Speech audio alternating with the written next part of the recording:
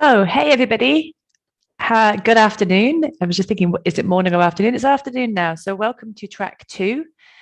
Slightly adjusted agenda from previously advertised. Sadly, Lucas, who was our first speaker, couldn't make it. He's not well, so best wishes to him. But we are ready to kick off our track two. And so, our first speaker for track two, in fact, now is Peter White. Peter's going to be talking about 5G on the edge with Kubernetes and Azure. So welcome, Peter, and please take it away.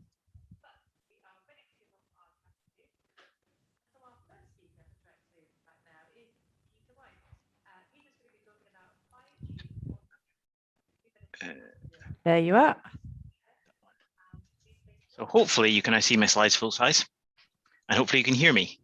Definitely hear you and see the slides. Perfect. Excellent. Good.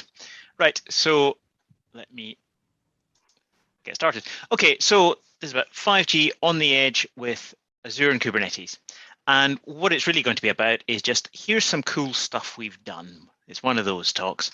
I say a little bit about who I am. My name is Peter White. I'm a principal software engineer at Microsoft. And when I'm asked what I do for a living, I invariably mumble a bit and can't quite think of what I actually do for a living because I seem to do all kinds of different things and all kinds of different projects. This particular project I'm going to be talking about here is one where I was involved in some incredibly tedious compliance work. However, I'm not going to talk about the extremely tedious compliance work. I'm going to talk about all the cool things that the people who had more interesting jobs got to do while I was doing the tedious stuff. So I'm going to talk through the three different areas. And the first thing is 5G, which obviously you'll all have heard of, but I bet most of you have no idea what it is. So a little bit of information about the various telco standards. So phones started off with very primitive analog things. They're about the size of a house brick. They cost about £1 million each. They didn't work very well at all.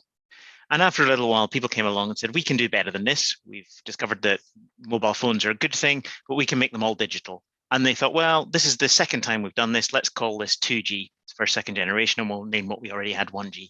And then in a rare piece of logical naming that we can all understand, every time they've renamed, they've simply put a bigger number in front of it. So we have 1G, 2G, 3G, 4G, 5G.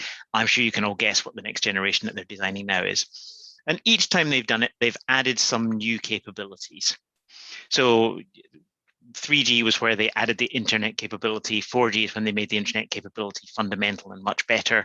5G, well, I'll talk a little bit about that in a moment. So a bit about the architecture of a mobile network and what a mobile network actually is. So we all know that you have a phone, and your phone has, and you can make phone calls and look at videos and so on. There are three pieces of the infrastructure behind that, right? Without going into an awful lot of detail, the obvious one is the RAN, the radio access network. When you pick up your phone and you talk into it and the message goes somewhere, your phone's obviously talking to some kind of cell phone mast somewhere.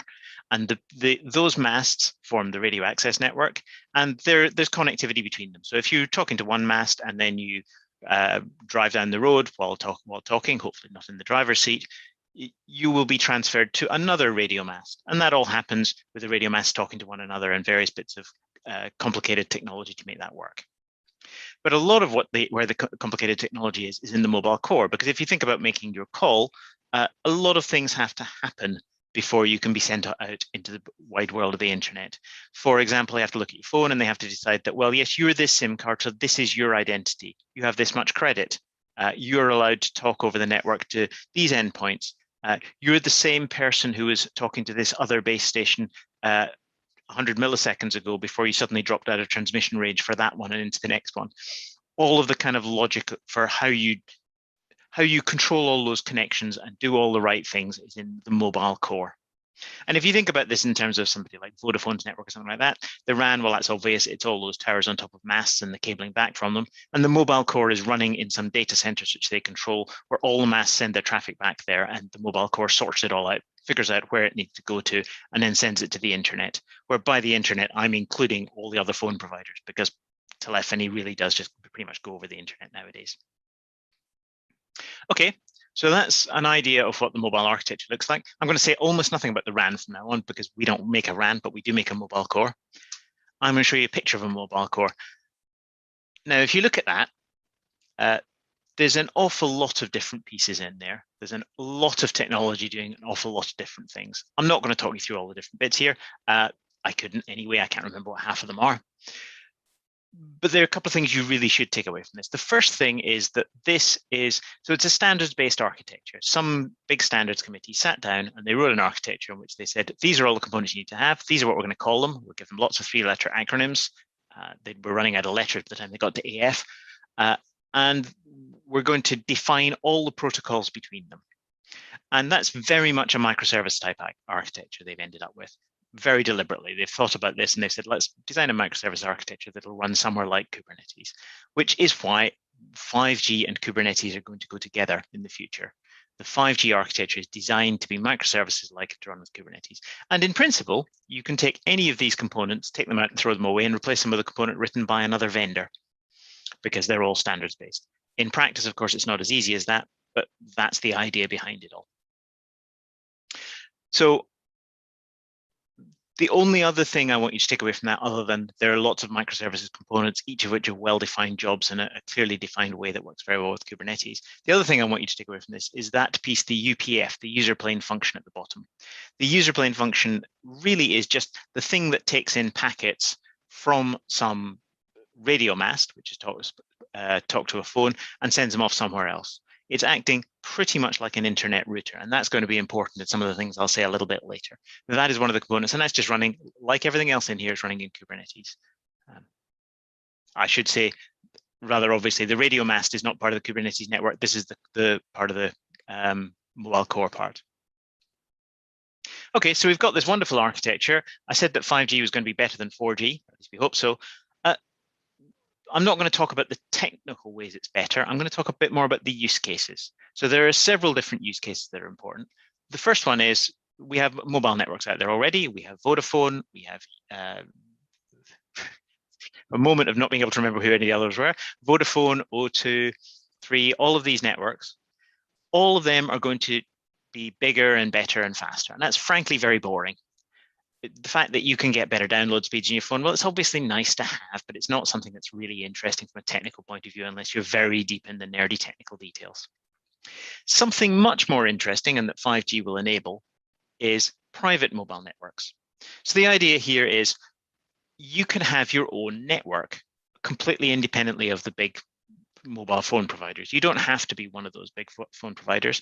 You could set up, you could, as a factory, decide, well, we want to have a mobile phone network. We will set up our own radio masts and we will run our own 5G network on it. And the standards are written in a way that allows you to do that, to have your own network and use junk band spectrum, just like Wi-Fi, to set up your own mobile phone network within a factory. So that would allow you to have, for example, a factory where everybody gets a mobile phone and they can only call other people within the factory. That's a slightly mad use case. We'll come back to why it isn't really mad in the next slide. Another way that this is clever is network slicing. So the idea here is, let's imagine that you want to have your own mobile phone network that runs across the entire country.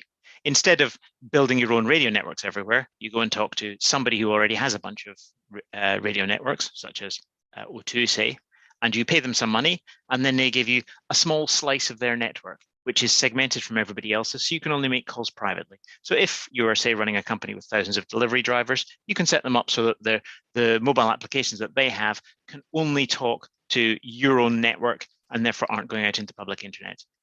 You probably wouldn't care enough to do that if you're, say, a mobile delivery company, but you might well feel that way if you were, say, a police force or something like that, where security is really important.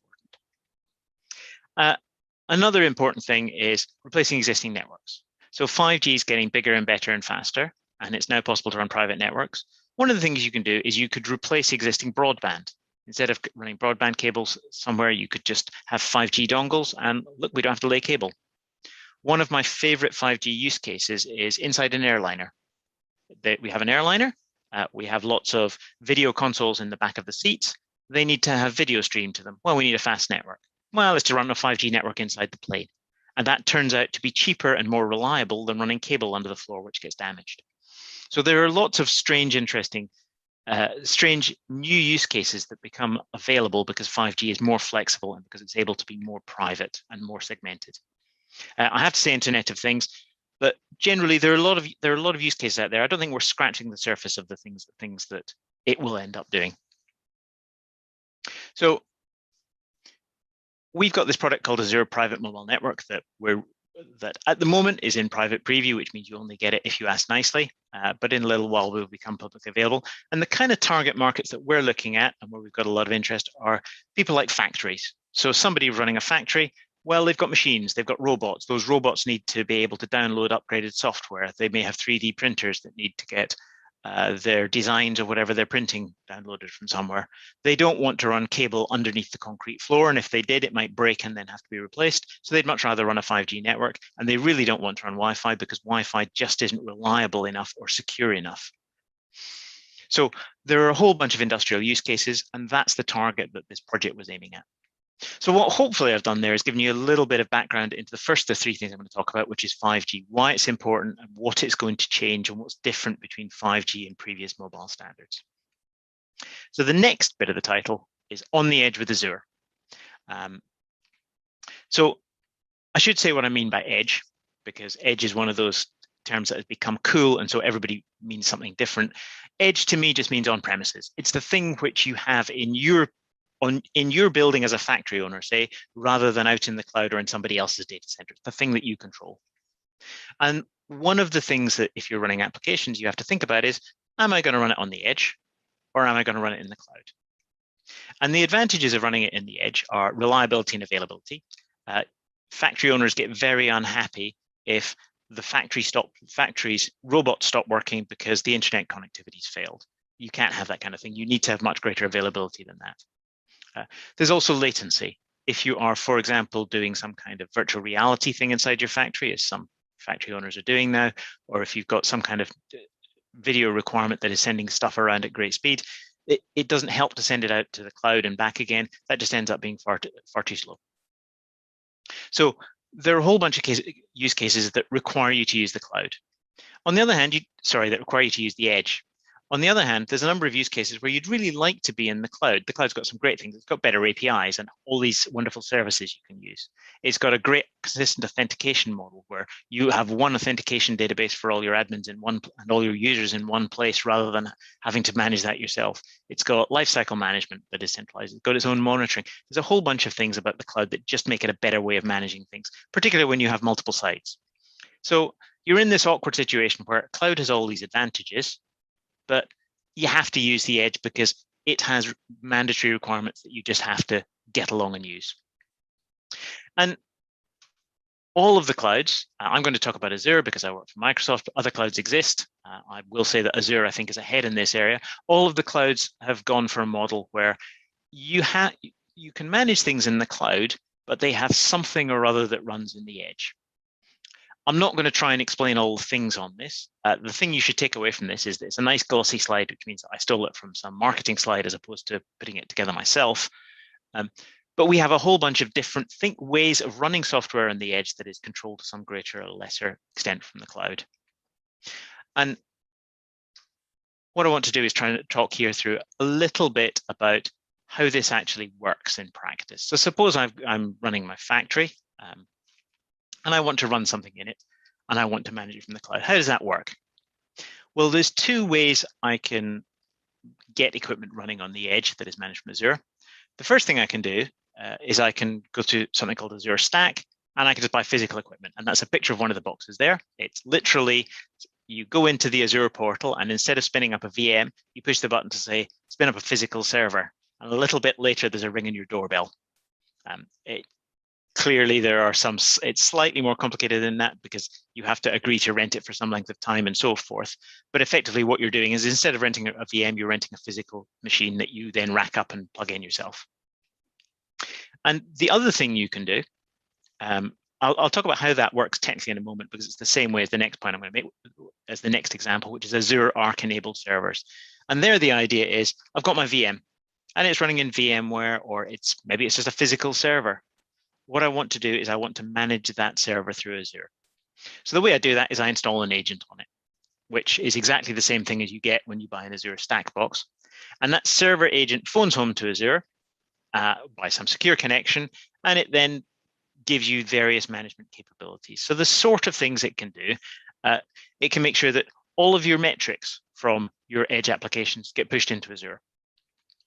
If you want to centrally manage your configuration, you can manage your configurations or configuration database in Azure and have all your servers on site, download it.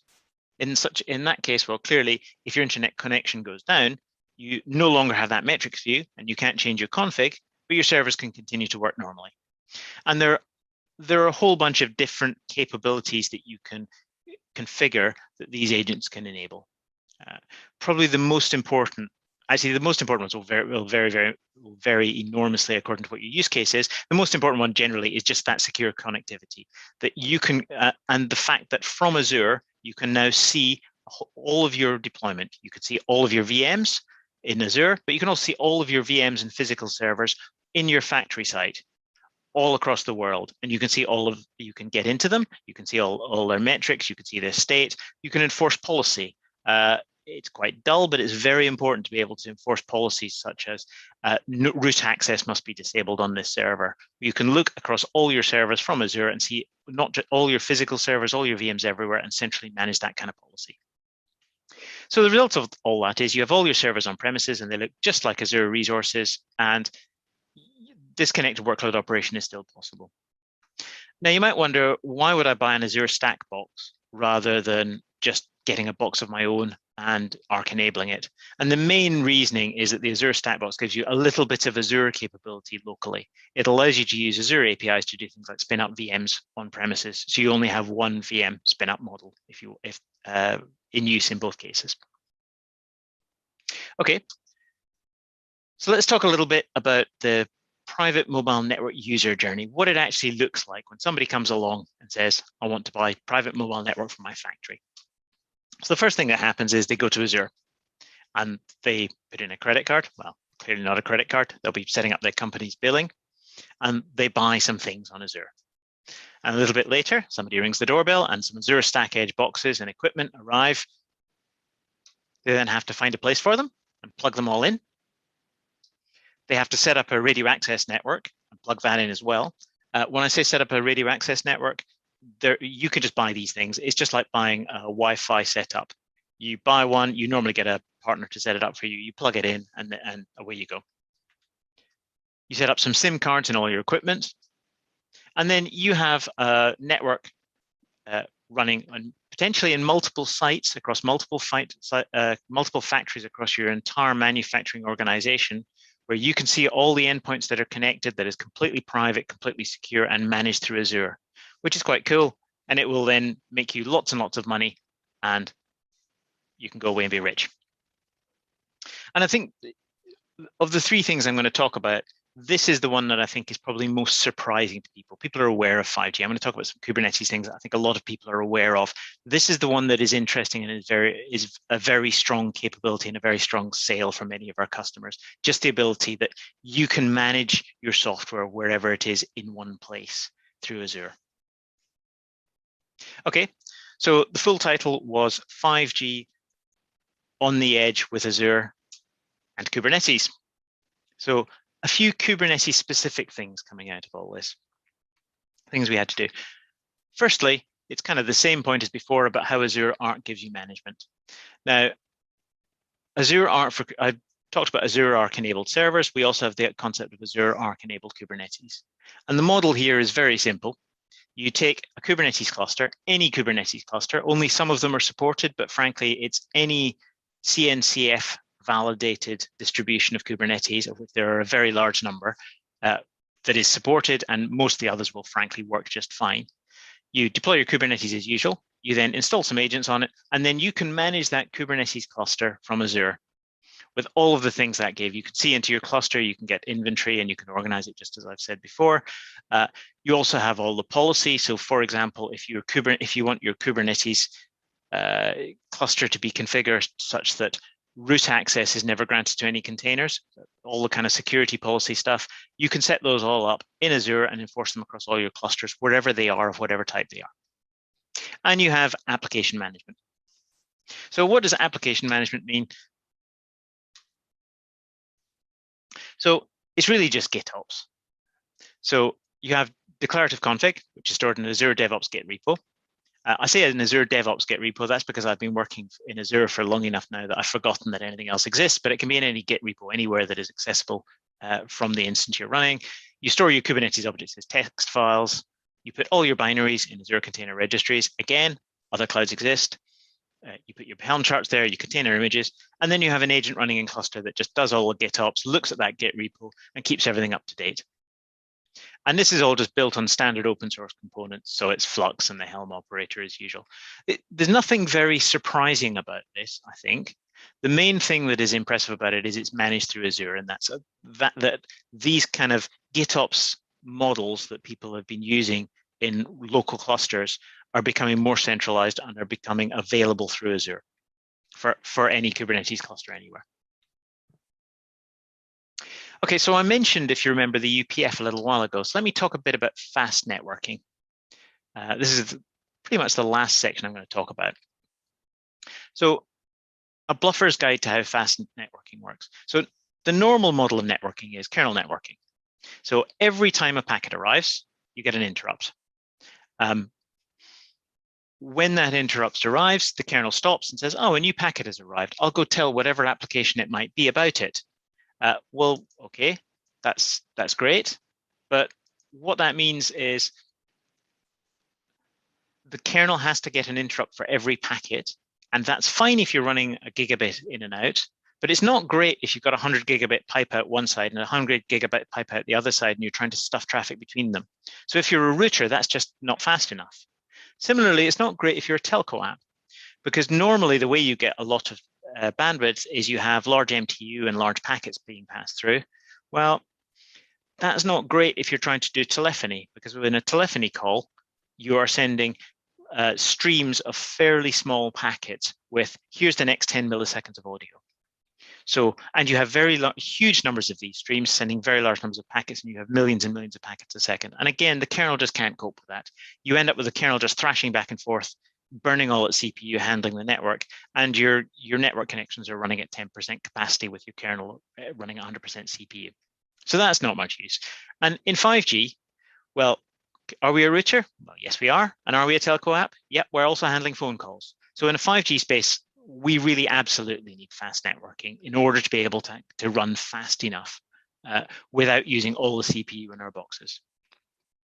So the way that you get around this is something called user space networking, which is quite a cool idea. There's something called DPDK, which was written by Intel a little while ago. I think it's Data Plane Development Kit, something like that. It allows you to write drivers in user space.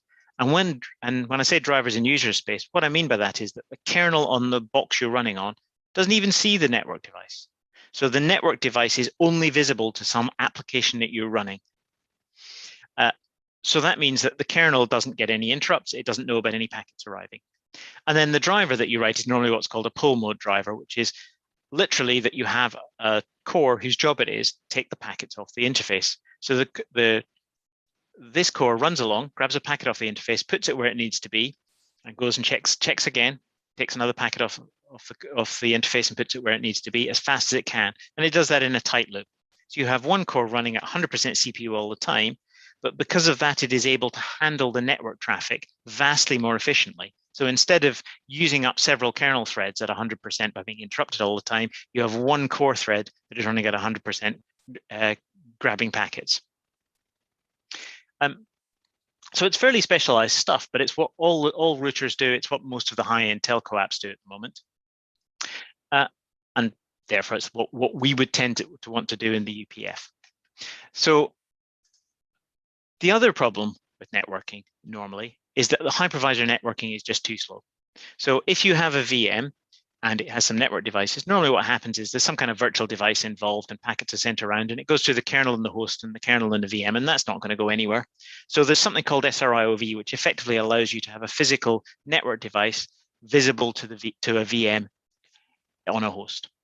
And that again is something that gets used by all fast networking applications. So if you learn nothing else about fast networking, this will kind of give you a picture of the space. The kernel can't keep up. but you can write user space applications that manage the devices, that tight loop pulling packets off, and that therefore are able to keep up with the very high bandwidth that you need to get to saturate 100 gigabyte link or something like that. Okay, so I've said this stuff about fast networking, but this is the Kubernetes section. Where does Kubernetes come in? My slide would like to go forward. That would help. There we go.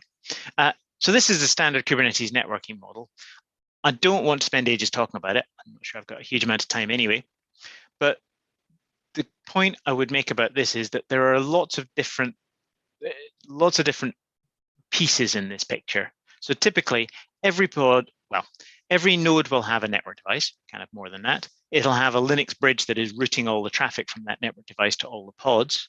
Every pod lives in its own network namespace with one virtual interface, which are marked as VETH0 and VETH1.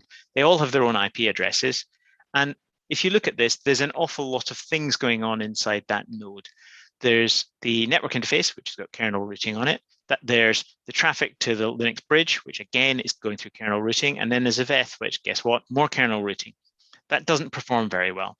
It performs surprisingly well, actually, considering all the things it's doing, but it's just not going to work when you need very high traffic. So how do we deal with that? So the first one, just to recap what I said, one IP per pod shared over all containers. The IP is known and used by Kubernetes. And then those IPs are set up by what's called CNI plugins. This is quite an important piece. The CNI plugin has the job that every time a new pod is created or destroyed, the CNI plugin is called until got a new pod, do something with it. And the CNI plugin will then go and create these virtual interfaces and so forth, and then report back, this is the IP I set. And there are lots of different CNI plugins. So there are a bunch of standard ones. But if you run in AWS, for example, there is a standard AWS CNI that will set you up an AWS an AWS IP for your pod. There's a similar one for Azure. There are plenty of different CNI plugins, and you have one CNI plugin for your cluster, and they all work the same. Multi-network, however, is an alternative, a new way of doing it, where you can have multiple network interfaces and you can do fast networking. So the first thing is you define all your networks in Kubernetes objects. I won't go into the detail of what they look like. Don't really have time for that. But you define an extra network. So let's say you have the pod network, which is your default network, and you have one other network, fast network. You create a fast network CNI, a fast network Kubernetes object with the relevant specifications for things like IP addresses and which CNI device to use and so on.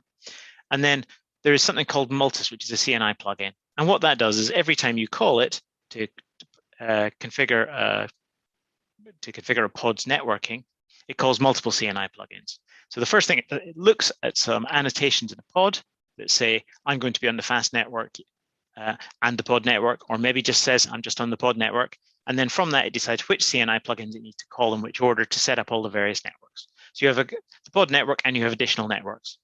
And there's a standard that's written by the Kubernetes Network Plumbing Working Group, which describes how this all works. Multis is the standard reference implementation.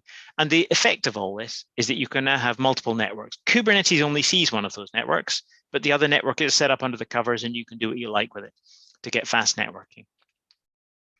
And in the practical way that you tend to do this is that your pod network is 99% of what happens, but the one or two very special instances that need to be fast networking have their own network. So what do you actually have to do to set all this up? Well, it's quite complicated. We have to install the right network drivers, set up the right CNI plugins, configure the fast data network, and set up all the annotations to say this thing needs to be on the fast network with these parameters. The customer just has to enable the service in the Azure portal. And this is going back to the whole managing it all centrally in Azure point. You just turn it on in the Azure. Once you've got private mobile network, you push the button and everything just happens. And then you have everything beautifully set up for you. So the customer never gets to see any of this complexity. Okay, so I'm out of time. I'm going to wrap up. I think there's three key things I've said here. The first thing is 5G is here at last, and it's probably not what you think it is if you're thinking of it as a mobile phone system. It's really a little bit bigger than that. It's about private networks particularly, and about new use cases that are surprising and a little bit more decentralized than you might have thought. Well, I don't think we even know what those use cases are yet. The second thing is Azure management for edge devices, including Kubernetes, is getting really quite mature now. And there's a huge amount of effort going into expanding it and making it better and better to allow you to use the cloud, even if your workloads aren't running in the cloud, or if some of your workloads aren't running in the cloud. And the last thing is Kubernetes fast data plane in the wild now. There are all of this fast data plane stuff and all the multi-network capabilities have been under discussion for months and months and years. And finally, we're getting to the point where these things are now out in the wild and being used by real customers for real use cases. Right, I'm done. That was super, Peter. Thank you. I'm sitting here feeling a little like my mind has been blown. We've had a couple of comments actually in the Slack, mostly about so Tim Bannister said the summary of going from 1G to 5G seems like every time they increment the number, the definition of improvement becomes slightly unclear. I think it's interesting that you mentioned people don't necessarily know what 5G is going to mean for them. I feel like there's a lot of misinformation out there as well about what 5G might be tracking us, and all those, like, there's a whole lot of conspiracy theories, but it is interesting. Yeah, on the conspiracy theory front, there were 4G and 3G and 2G conspiracy theories as well. So they're just the conspiracy theories are getting bigger and better and more powerful every time, as well as everything else. Yeah, but I think what each generation, they look at the previous generation and decide what it didn't do very well, and sometimes they've added enormous new features. So that the big jump to me was from 2 to 3G. And 2G was phone calls worked pretty well. You could have a mobile phone and actually make phone calls on it, and it was okay, but data was just unusably awful. And in 3G, it was like, oh, we've got a data connection. Now we've added the ability to do the internet on your phone. And that was the thing that made things like the iPhone possible. But nobody would have thought of that unless they'd gone through having mobile phones as phones and gone through the connection before.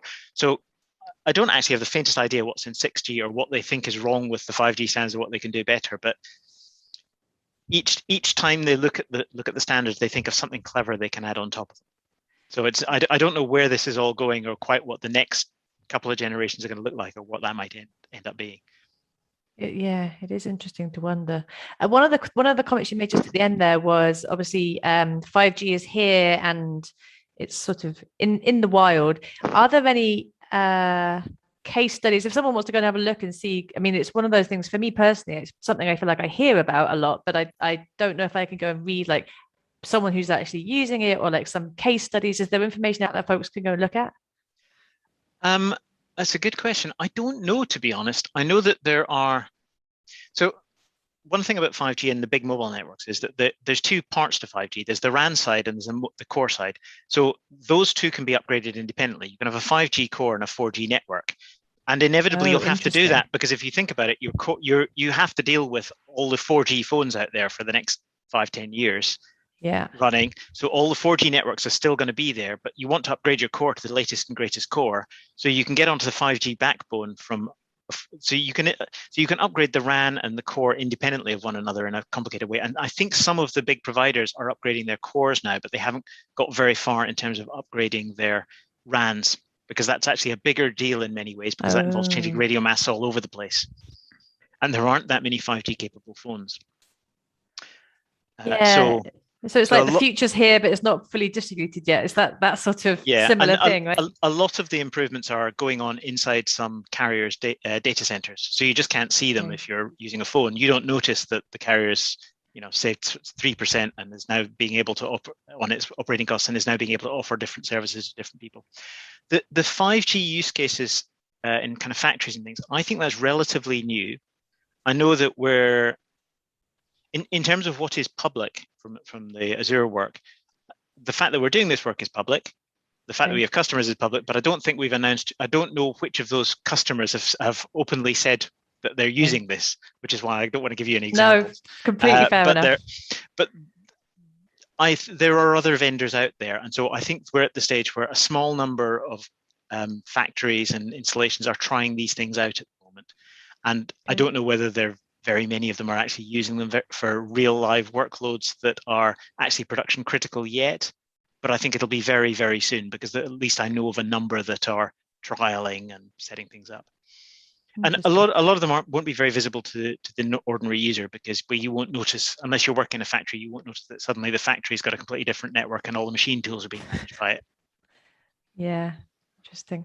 Well, we're actually over time slightly.